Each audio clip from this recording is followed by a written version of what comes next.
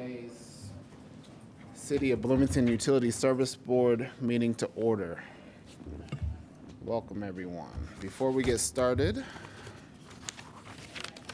I would like to remind everyone that the City of Bloomington Utilities' mission is to enhance the quality of life in our community by providing safe, sustainable, and high-quality drinking water, wastewater, and stormwater services in a cost-effective manner, promoting public health, economic vitality, and environmental stewardship. And if any board member has any personal or financial conflict with any issues or individuals on the agenda, then please be sure to recuse yourself during those portions of the meeting. Moving along, maybe. The first item on the agenda, thank you. Are there any petitions and communications for items or topics not on the agenda? No? All right. Moving to the approval of the minutes of the previous meeting, the February 10th bid opening.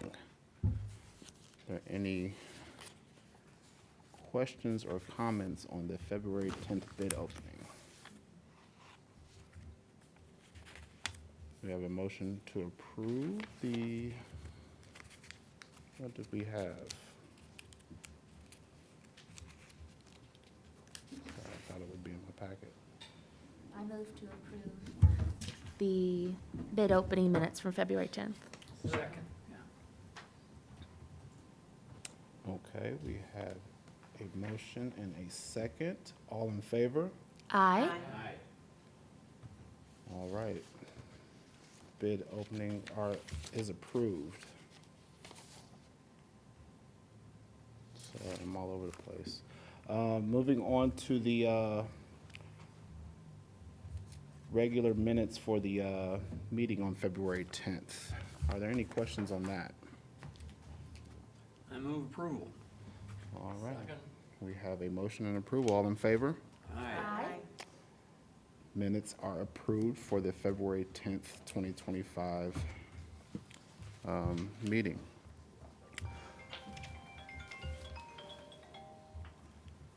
Moving on to the approval of claims. First, we have our standard invoices for a total amount of $614,463.62. Are there any questions on the standard invoices? Hearing none, do we have a motion to approve? I move approval. Second. We have a motion and a second. All in favor? Aye. Standard invoices are approved. Moving on to utility claims for a total amount of $201,231.69. Are there any questions on the utilities claims? Hearing none, do we have a motion to approve? I move the utilities claims for this week. Second. We have a motion and a second. All in favor? Aye. Aye, utilities claims are approved. Moving on to wire transfers for a total amount of $515,390.70. Any questions or comments on the wire transfers? I move approval of the wire transfers. Second. Motion and second, all in favor? Aye. Wire transfers are approved. Lastly, customer refunds for a total amount of $5,120.62. Any questions on the customer refunds? Hearing none, is there a motion to approve? Yeah, I move approval of the refunds. Second. Awesome. All in favor? Aye. Aye. Customer refunds are approved. Thank you. Moving on to the approval of the consent agenda. Catherine Zager. Good evening, I'm Catherine Zager, Utilities Director. I'm presenting tonight's consent agenda totaling $41,098 pending controller approval.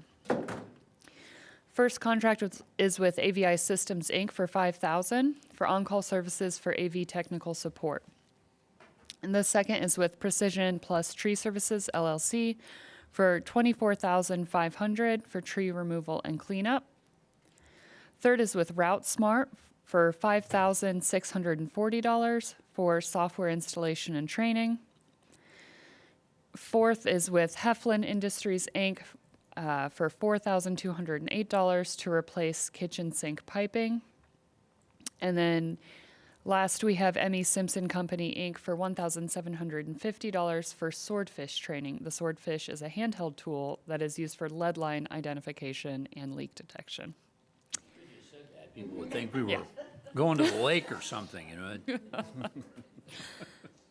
Is there any member who wishes to consider one or more of these items individually? Hearing none, if there's no opposition, these items will be approved as recommended by staff. Hearing no opposition, the consent agenda is approved. Thank you.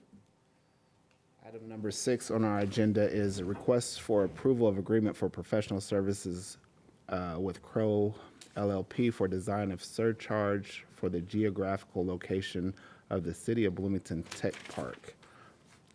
Hi, yes. I am presenting this tonight for Matt Havey. Essentially, this is for the Building and Trades District.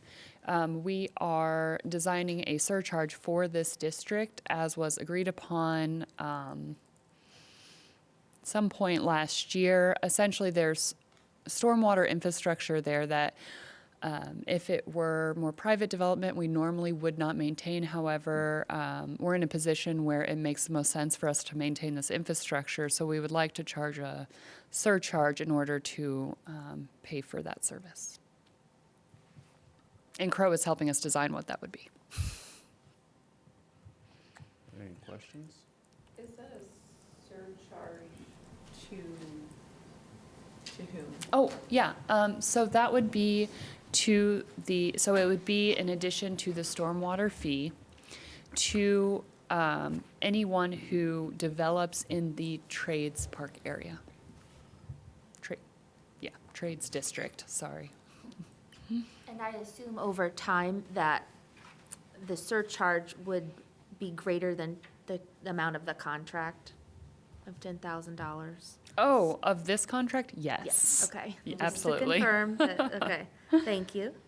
Yeah, and just to confirm, so this is not the surcharge. This is the investigation by Crow of what we should be charging. Yes. Okay. Yes.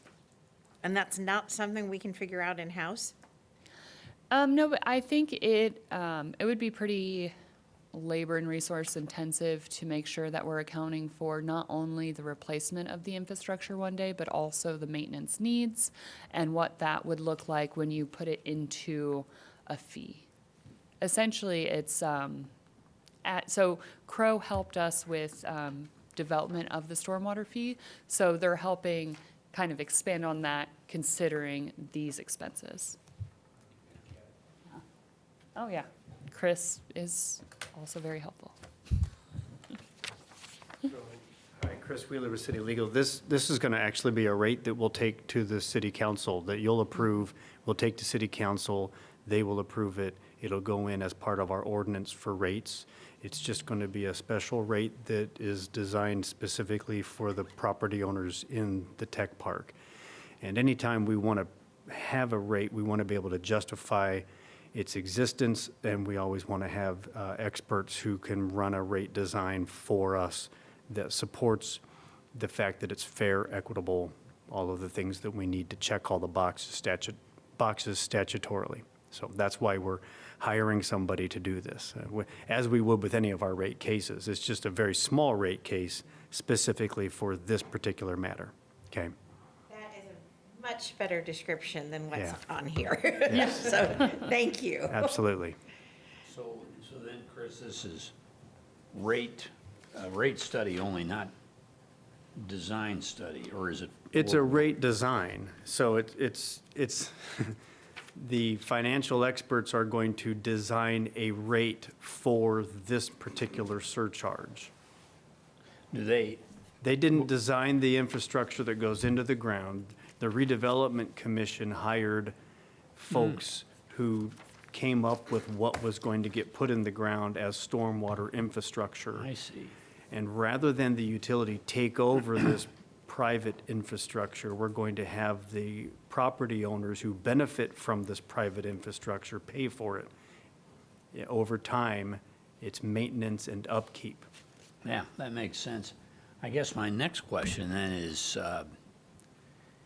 if a different firm designed the infrastructure that's going in place, how much input did we have in that to make sure that it fits what we need to connect with, and does it fit with, So this our gets a little dicey. sustainability- This gets a little dicey because the RDC wanted to put this particular below-ground infrastructure in place, and the utility department was not super in favor of it and didn't, and wanted to make, so that, but it's in the ground, it's private, and the utility's not going to take it over, and it's going to be part of a surcharge as a rate for the people who benefit from it to pay for. We didn't pay to put it in, and we're not paying to maintain it, but we are going to charge a rate so that when it needs to be maintained, there's money there to take care of it. Does that make sense? Yeah, so it's in the ground, it's already there. We didn't pay for any of that, Didn't pay for any of that. but we're gonna pay for long-term maintenance? We are not going to pay for the long-term Okay. maintenance. That's what this surcharge is going to cover, is costs for maintenance and upkeep. But we're not doing, but if we're charging for it, who's gonna do the maintenance and upkeep? Well, the city will be providing the services to keep and maintain, but it's going to get covered by a rate. And that's why we have to have financial experts look at what we anticipate the cost will be over time, and then apply an appropriate rate that will compensate us for that. Okay, so then, once the rate gets in place, then we'll do the maintenance and, Yeah, RDC is going to continue to maintain and upkeep the infrastructure until people occupy the land and own it, and over time, that rate should adjust to cover the cost of what we will eventually incur over Okay. time. Did, So there's a stepping stone that's not being explained by this contract, because that's got nothing to do with it. There's an MOU in place that we approved long ago that discusses the RDC's involvement and their payment and coverage of the costs of this infrastructure over time, until it can get transferred over to the property owners with this surcharge in place. will this study take into account our downstream stormwater needs, since this hooks into it? No. Okay. The study is essentially just like a financial analysis of the maintenance cost, replacement cost of this infrastructure. Okay. So you work backward from the cost of that, and then how much should you be charging in order to cover that cost? Yes. Right. But there's not a, we're not going to include anything, Kat, that takes care of any expanded capacity we'd need to take the stormwater from this site and move it downstream. Oh, they'll still pay their stormwater rate. Okay. That accounts for that. So this will be in addition to a normal stormwater Yeah, rate. it's a surcharge on top. Okay? Hey, it's a lot of pieces here. Thanks. Yeah. I'm good. It's unique to the stormwater utility, at least, to have this surcharge, but we do have another example of a surcharge that exists on our sewer side with regards to properties outside of the city. Right. There's a surcharge there as well.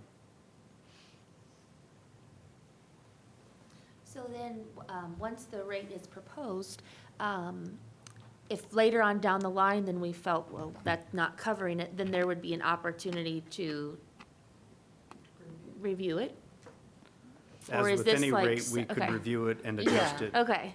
up or down as necessary. Okay, I just wanted to ask. Okay. Yeah, I would envision as we go forward with regards to stormwater rates, that it would be reviewed as part of our overall rate Okay. review every 4 years That makes sense, yes. to make sure that it is actually accurately covering the costs and expenditures anticipated Right. for that particular piece of infrastructure. Yeah. Okay, thank you. Any other questions? I move approval of the agreement for professional services with Crow for this design of the fee case. And I'm going to interject and make sure that with our approvals this evening, because our controller was out and we haven't received controller approval on our contracts, that our motions be worded in a way that we are pending controller approval, please. Thank you. All right, so I'll amend that motion to include pending city controller approval. Thank you. We have a motion and a second. All in favor? Aye. All right. The request for approval of agreement for professional services with Crow LLP for the surcharge of the Tech Park pending controller approval is approved. Moving on for items 7, request for approval of agreement for professional services with Crow LLP to conduct the 25-26 landfill financial assurance review and report for the Dillman landfill. For that, Michelle. Michelle Walden, Finance Manager. I'm stepping in for Matt tonight. Each year, we have to provide financial information to IDEM regarding our landfill and our ability to close that landfill and maintain that landfill, close it when the time comes. Since maybe about 3-4 years ago, we're required to have an independent CPA go over those financial records after we put them together. And Crow has done that for us since it started. So that we have to do an agreed upon procedures. They go over all of our numbers, make sure they make sense. And they file a report that we turn into IDEM. So that's what this is for. Any further questions? Do we have a motion to approve? Move approval of the professional services agreement with Crow for the landfill. Pending controller approval. All in favor? Aye. Aye. All right. The request for professional services with Crow LLP to conduct the 25-26 landfill assurance review pending controller approval is approved. Item number 8 is request for approval of agreement for professional service with Reedy Financial Group. That'd be Captain. Yes, so this agreement with Reedy Financial Group is essentially to conduct some financial consulting services specifically around monthly forecasting. So right now, when we close our books, and I'm sure Matt could explain this better, but essentially right now when we close our books, we close them at the end of the year. And that's when we have the clearest vision of where we stand. Everything's been closed out. Everything's been paid. We are set and we know exactly where we're at. We would like to get to a place where we have that every month. That's going to help us make decisions as to when is a good time to make a big purchase. It'll help us balance our cash flows as well. And in general, I think it'll leave us in a better financial position and allow for us to have a clearer view of our financial landscape.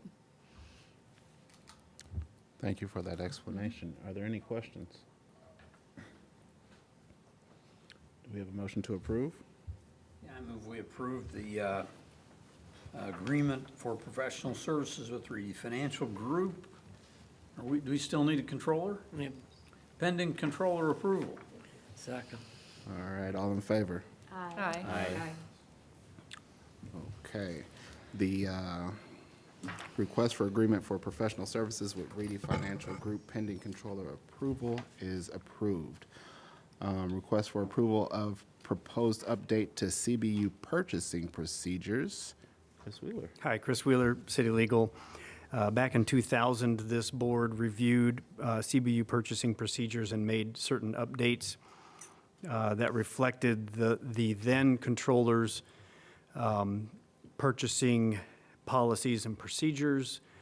The main change that we are bringing to the board this evening, and the reason why we are bringing this to the board this evening is because our new controller, as of last year, has decided to allow us a little bit more discretion with regards to purchasing that isn't public works related and follows statutory procedures to allow us to purchase on the open market up to and including $25,000. Our old limit was $5,000, so this is a rather significant jump. Statutorily, we would be allowed to purchase on the open market all the way up to just shy of $150,000, but we're at least up to $25,000 at this point. So everything up to that amount for supplies and services, or supplies and services if it's a combined contract for both, if we are less than $25,000, then we can just purchase on the open market without seeking quotes from at least 3 qualified vendors. Once we get to 25 and above, we're back to needing to at least send out emails seeking quotes from at least 3 qualified vendors. Doesn't mean we have to get 3 quotes back, we just need to seek quotes from at least 3 qualified vendors. So what these purchasing procedures show is that breakdown, so that everybody at CBU, when they want to make purchases, they'll know what they have to do. If you're under 25,000, just go out and get it. If you want to, then between 25 all the way up to 150,000, we have to follow the procedures that are shown in that second area in step 3. And then when we hit that magic $150,000 mark and above, then we're dealing with actual competitive bidding and purchasing pursuant to statute. There's a lot to this. I give a purchasing workshop every year to all of the CBU employees. It takes 2 hours, so there's a great deal behind all of this, but this breaks down very succinctly how we are allowed to operate, at least within the confines of what the controller has said we can do. All the way up at the top, we've made a few changes just to try and streamline the approval process before we even get into seeking a contractor or even getting into contracting. So way up at the top, who we need to get approvals from before we want to contemplate spending money has been tweaked just a little bit to try and streamline that as well. But staff recommends that the board approve this, and again, we're going to have to do it pending controller approval. This fits right within what the controller said we can do. She was just out, so I need to hear from her that in fact what I've written here complies with what she likes. So pending controller approval, I would ask that the board approve these new policies for purchasing procedures for CBU. Happy to try and answer questions. Sounds like a great thing. Yeah. So, Chris, this applies to all city departments? This one that you're looking at here applies to CBU. The $25,000 threshold applies to all city Okay. departments, I right? understand. And Yeah. then from 25 up to 150, all departments, and then above 150 were statutory, that's all Okay, so departments. it's Yeah. all the So it's a same. citywide thing, correct. Thank you. That first spot, step 1, that's just CBU. Yeah, I get it. Does it change anything as far as what we might see come across, say, on the consent agenda? Yes. I think that's going to change. Then we Quite would see less possibly our yeah, we because may- we're they neg- already, because- they're under that threshold. I'm trying to think, no, so if it's got services related to it and they're going to be on our property, we are still going to want to have, for liability purposes, a contract in place. So probably it doesn't affect what Okay. you're going to see. I have to think about that. Okay. I changed what I said. Yes, you're still going to see a lot of contracts. It's just that as far as selecting who we're going to contract with is going to be a much quicker process because there were tweaks and nuances for how much we're going to spend and then whether or not we were going to have to hold a quote, request for quotes out for 7 days. That's going to get shortened for us. But we're still going to be bringing them to the board, these contracts for you to review and approve. Okay, thank you. Yeah. Any other questions? Chris, I sent you a note, and Kat responded. The suggestion I had was that as we look at the purchasing procedures, that CBU can consider whether what we're trying to purchase is available on the State of Indiana Quantitative Purchase Agreement.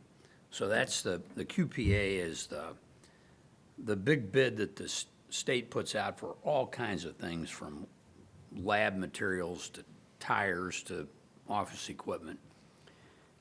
And because we're a municipality, we can buy off that bid. Usually, it's the best deal you're gonna get because the state's buying in very large quantities of things. And if we do that, we don't have to go out for bids. But even if it's a smaller item that you wouldn't have to bid, it's usually a pretty good deal. Yeah. So, And so Kat said, I yeah, had- that might be something to take a look at to add.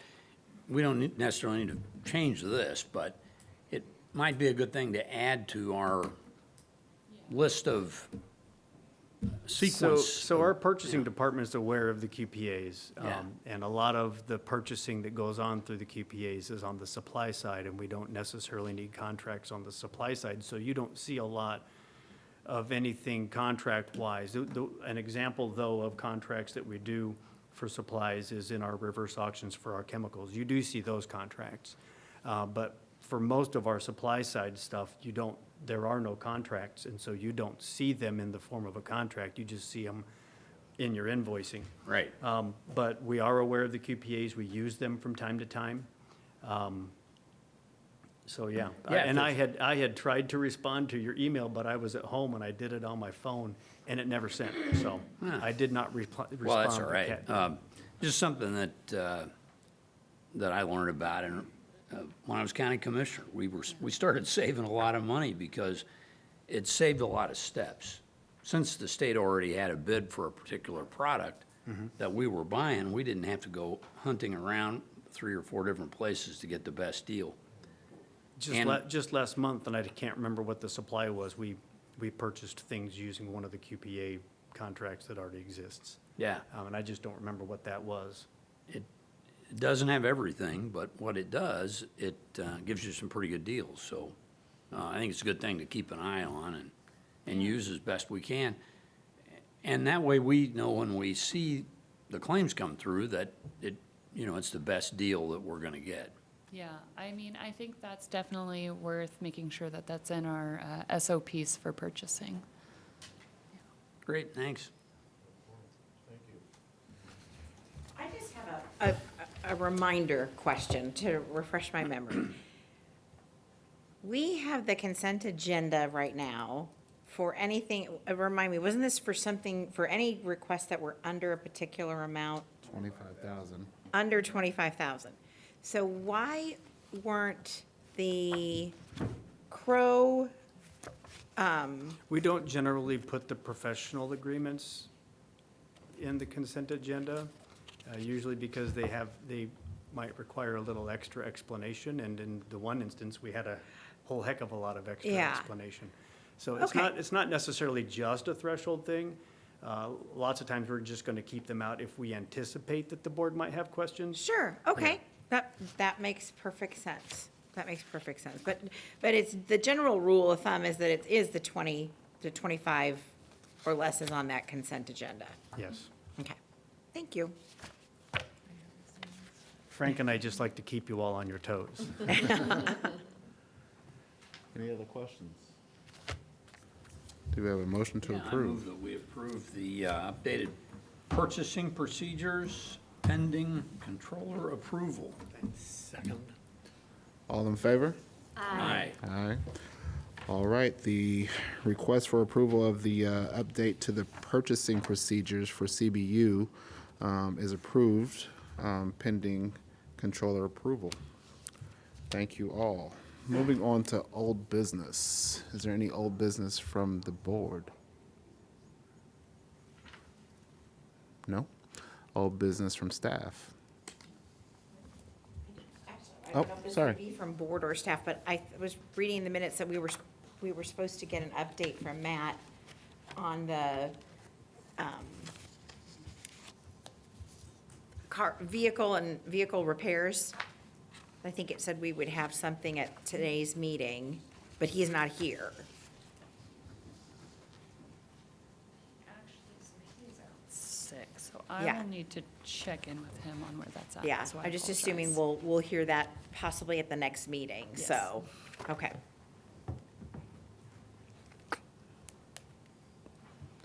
Is there old business from staff? No? Okay. New business from the board? Yeah. So I wanted to make a comment about the State Utilities Regulatory Board. We had had discussions a couple of times in the past about how some cities do not go through the regulatory board to get their approvals. And kind of recently, in light of the regulatory board's decision about Duke Energy, I kind of lost even more faith in them. They basically gave Duke everything they wanted, despite the fact that there were tons and tons of public comments at various meetings throughout the state that gave them reason not to give Duke everything they wanted, especially their continued use of coal and they didn't abide by previous, I guess, I don't know if they're regulations, but previous promises that they'd made. So I would like to suggest that at some point we look into what that process is like for disengaging ourselves from the regulatory board.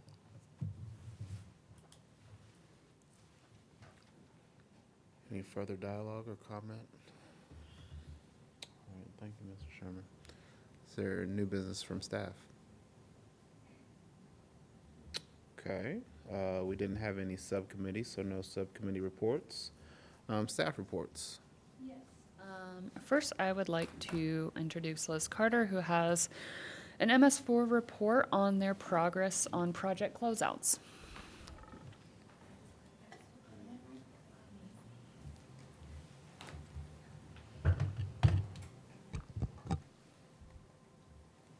Hello, I'm Liz Carter. I'm the MS4 Program Coordinator. I'd been asked to give you guys an update on how we're doing with project closeout. So these are construction projects that are permitted through the MS4. You remember going through our new ordinance. This is all before that. So this is kind of under the old method. We had a very productive year, so I think Kat wanted me to let you know how it was going. So I want to talk just very briefly about the process for closeout pre-Title 13. So we haven't closed out any projects under our new ordinance. We have not yet permitted a project under the new ordinance. Just there's a long lag time. We're being very conservative where folks that gave us plans before July 1st, that they're still under the old process.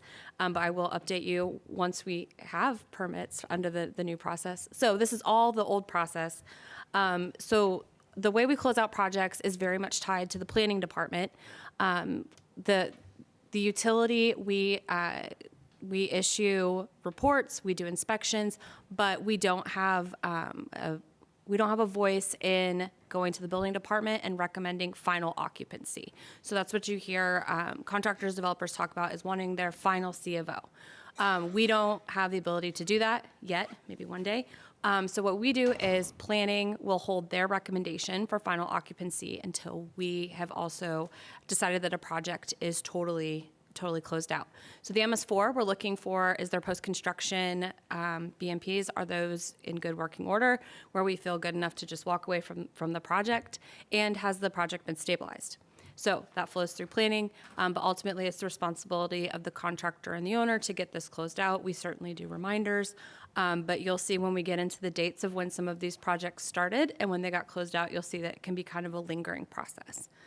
So the time frame in the past, we haven't had the ability to motivate folks to get done in a timely manner.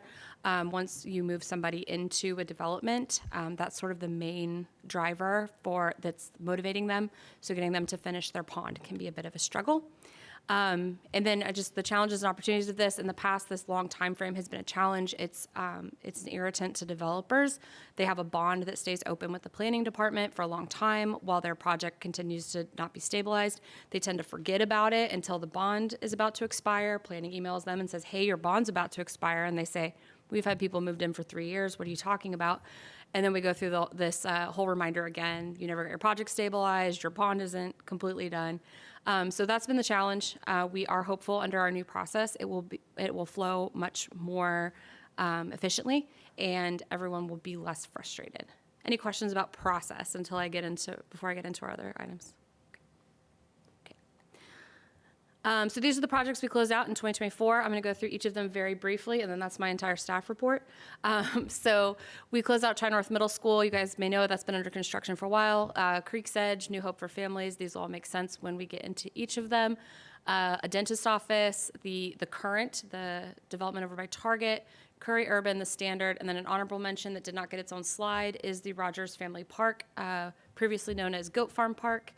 It was a city project. They built some trails, so I did not give it its own slide because the work was negligible, but they did get closed out too. Tri-North Middle School, I think you probably know where it is. They did begin construction on this in 2019. This was in multiple phases. They disturbed over 20 acres of land. I'm going to be honest, my pictures of these items are not like really fabulous pictures of new buildings because I'm taking pictures of the ground and of ponds. So that's what you're going to see a lot of. But in the corner of this picture is the new track that they built. So they got that closed out this year after many years of being under construction. Creek's Edge is over off of Canada Drive. They began in 2020. This was just a new commercial office development, very little disturbance, and in the picture here you can see the detention pond that was constructed. And I am trying to focus on the post-construction so you can kind of see what the benefits to our MS4 was with each of these projects. New Hope for Families is on the corner of Morton and Patterson. They began work in 2021. It's a redevelopment of what used to just be a parking lot. It's now mixed-use, commercial, and multifamily residential. Just over an acre of disturbance. They added a detention pond, which is pictured here. Unfortunately, it was photographed in September. It looked a lot better in June. And they added 3 little bioswales. This is a dentist's office on North Walnut, kind of across from the entrance to Blue Ridge. They began in 2020. This was just a complete new development. It was basically field and forest before they started.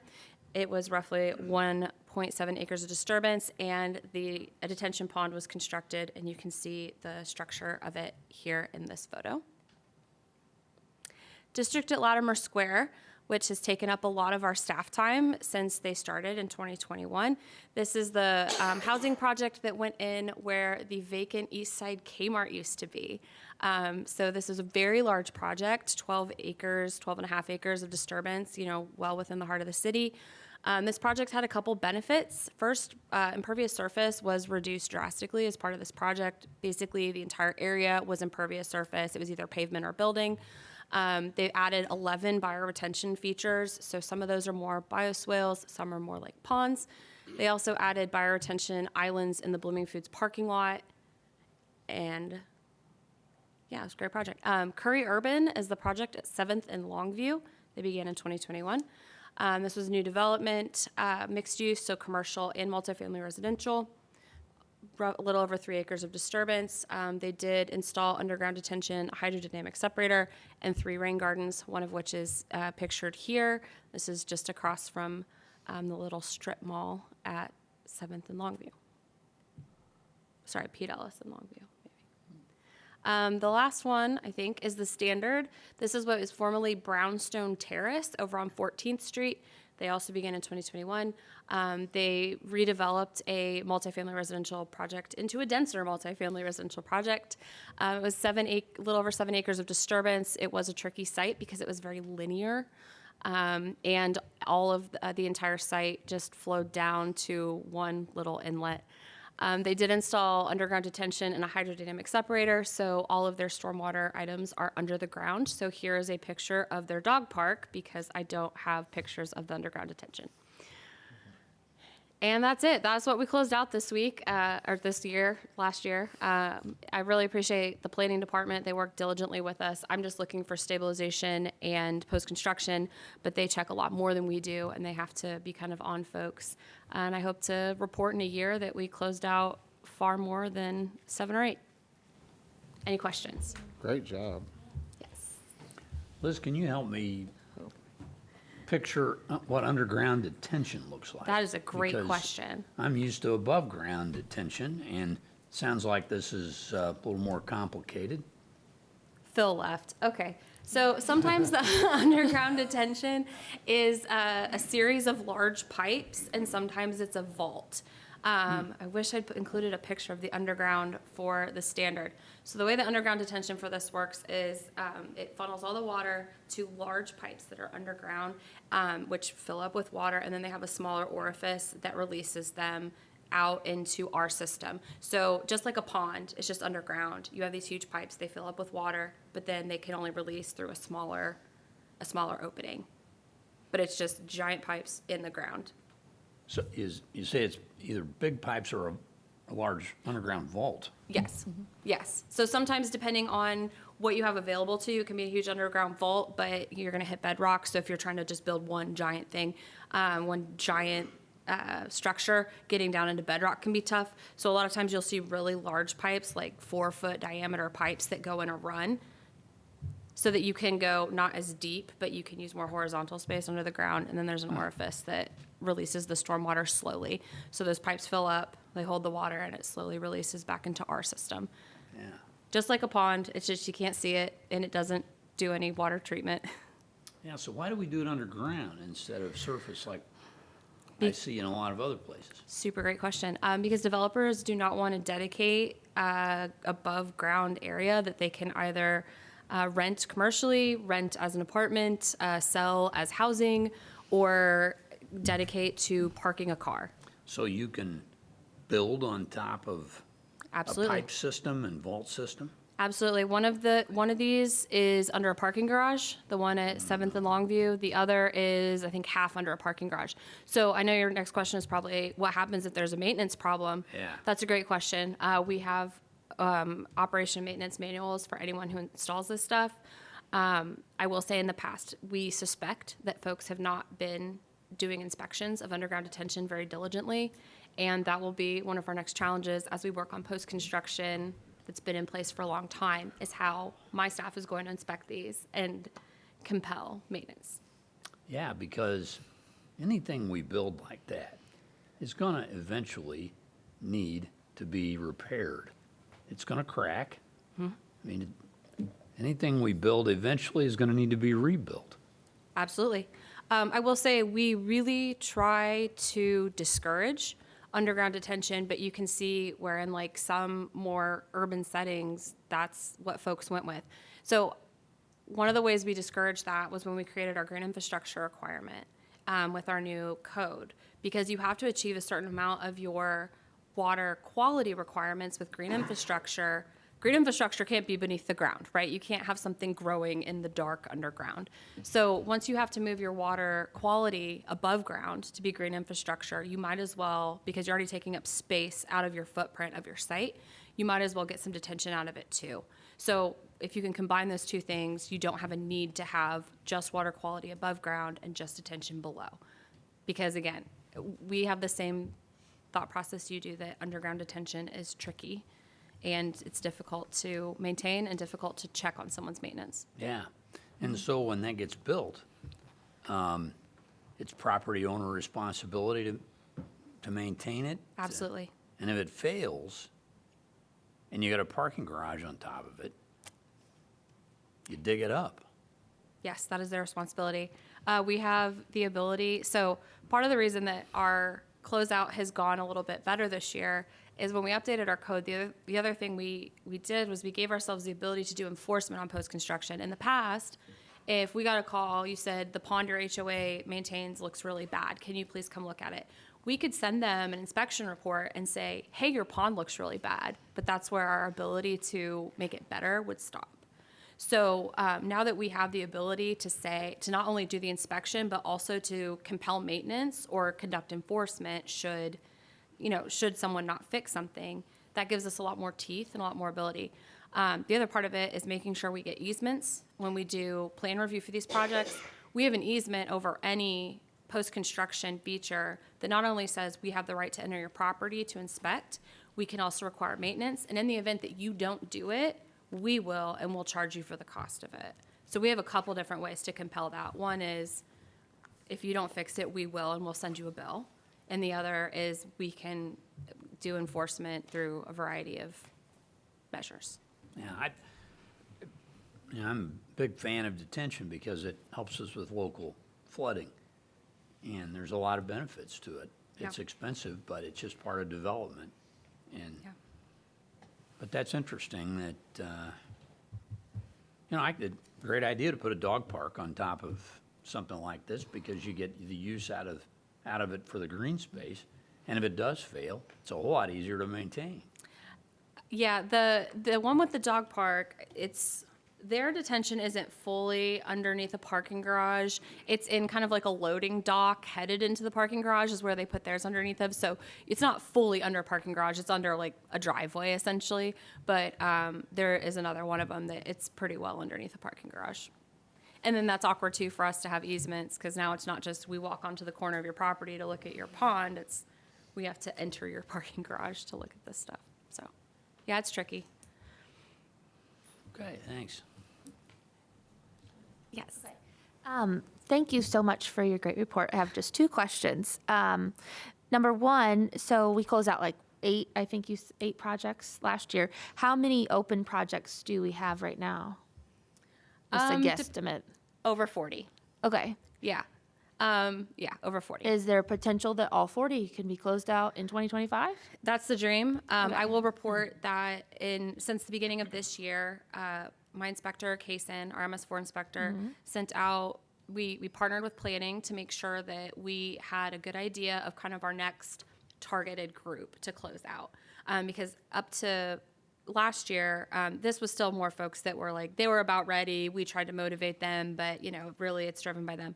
So we're trying to be a little bit more forward-looking. So we targeted 15 projects that we'd like to close out this spring. We've emailed all of them. We've started holding meetings with folks who just want to, sometimes the project is sold once or twice. So the person who owns it now isn't the person that originally built it. So we've got a lot of email threads. We've had a couple meetings. I'm sure we're going to have more, but our goal is to close another 15 this spring. Okay, great. So, and the people that want to close are, the communication, I guess, is going so that they can get there, or they know what they need to do without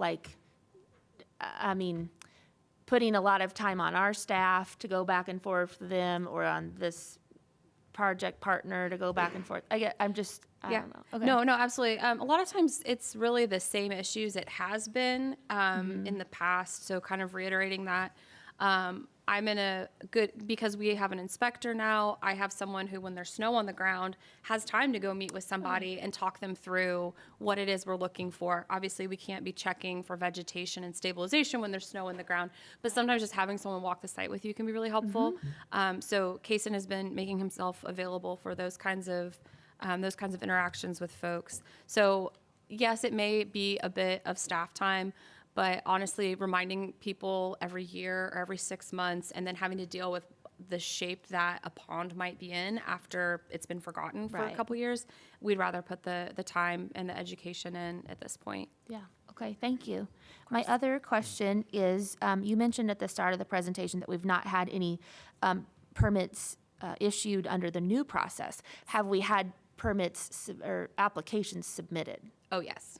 Okay, Yes. I think our first permit might end up being a city park project, but I think our first permit will go out in the next couple weeks. okay. And so if we've had projects permitted, then are there things if we've had projects applied, are there things in common that the applicants have as far as why they've been denied, or have they been denied, how does that process work? Good question.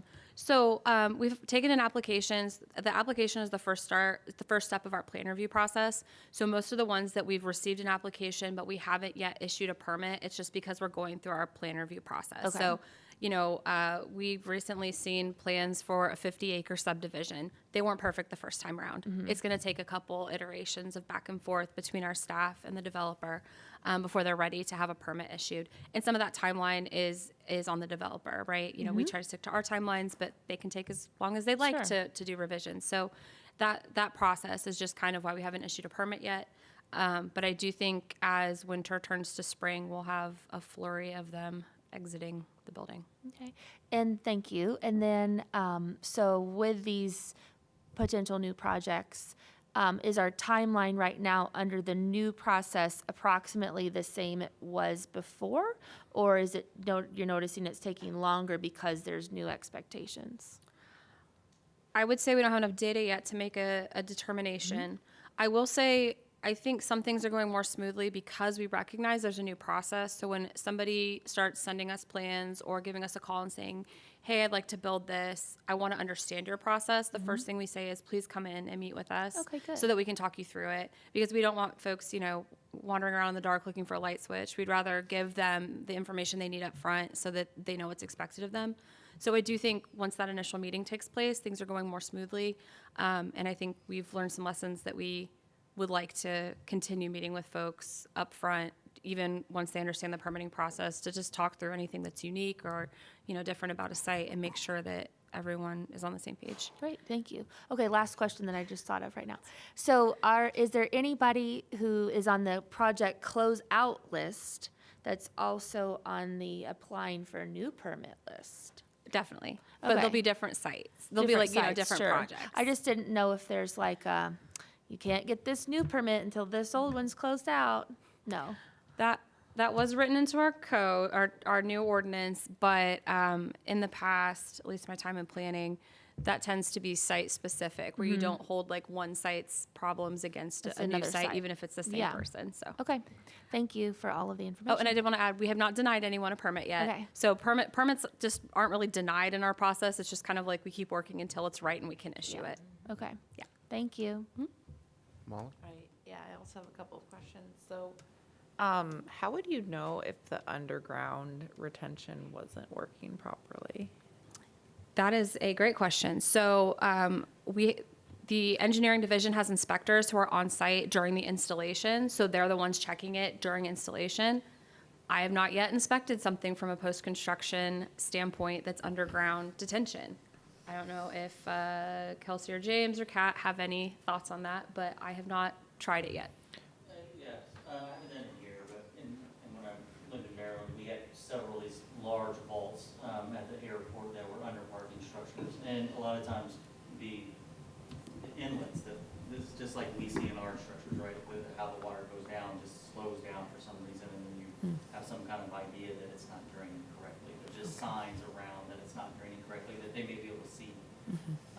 It's hard to tell without getting down in them how much sediment they have and within those pipes or vaults and things. But over time, you see them starting to fail and what they're supposed to do in draining and the time that it takes for it to drain and things of that nature. It's kind of like a clogged bathtub. Right. Okay. My other question was, is there an environmental trade-off for the above ground versus underground? Like I was thinking about density for the underground. Yeah. And that's where we tend to see it is in a denser application or just in a smaller site where you don't have a lot of space to dedicate to above ground detention. So yes, I think there's a trade-off. Also, I mean, when you build downtown, you can build to 100% impervious surface. That's planning. Planning will let you build to, you think about the restaurants and You stuff have downtown. to, It's 100% impervious. They don't Right. have a little patch of grass, So when you allow that, you're going to have to find a more creative way to have detention. So yes, in the built urban environment where it's very dense, you will see underground detention. There is also an environmental benefit to above ground detention because it's typically planted out with plants that are native that create, little smaller ecosystems. They contribute to habitat. So they both kind of have their place, one for a more dense urban environment, the other for a little more eco-friendly pollinator environment. So if a property had the option to do above ground, would they be able to choose which one they want to do? Like if they wanted to, I don't know. So I just wanted to add about water quality. When you're talking about environmental trade-off, I think it's important to know that we still require developments to meet water quality standards. And so when you have underground vaults or underground detention, it's often paired with hydrodynamic separators, and those help achieve the water quality volume and thus the pollutant removal that you would also see from green infrastructure. So as far as water quality trade-offs, we still have that water quality volume requirement. It's just that with underground detention, it's served through mechanical separation versus with bioretention, there's that separation that happens naturally with amended soils and whatnot. I was thinking kind of on the whole, like, is there more of an environmental impact for one versus the other? Positive or negative, I guess. I think it's hard to say because, you're thinking about like you build a more dense urban environment, you have fewer cars, that kind of thing versus. Right, it'd be hard to measure. Yeah, it'd be really hard to measure. But your second question about if you have space to do either, can you pick? Absolutely. So as long as you meet all of our other requirements, then, for example, if you wanted to meet your green infrastructure requirement by building a green roof, and then you wanted to have your underground detention, if you wanted to build a parking garage with a green roof on the top and underground detention below, you could use absolutely all could your do that. space, yeah.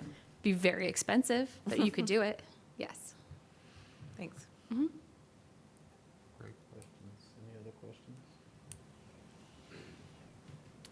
All right. All right, Thank you. thank you. Wonderful work that you're doing. Thank you. Any other staff reports? Yes. So we would like to welcome Jordan Brown and Megan Tabor, our two new customer service representatives to CBU. We're excited to have them. And I'd like to congratulate Mel Rozowski for completing certifications in effective safety and management practices and OSHA record keeping. And that is all of my staff report. Welcome and congratulations. Petitions and communications. Are there any petitions and communications? Do we have a motion to adjourn? So moved. Meeting's adjourned.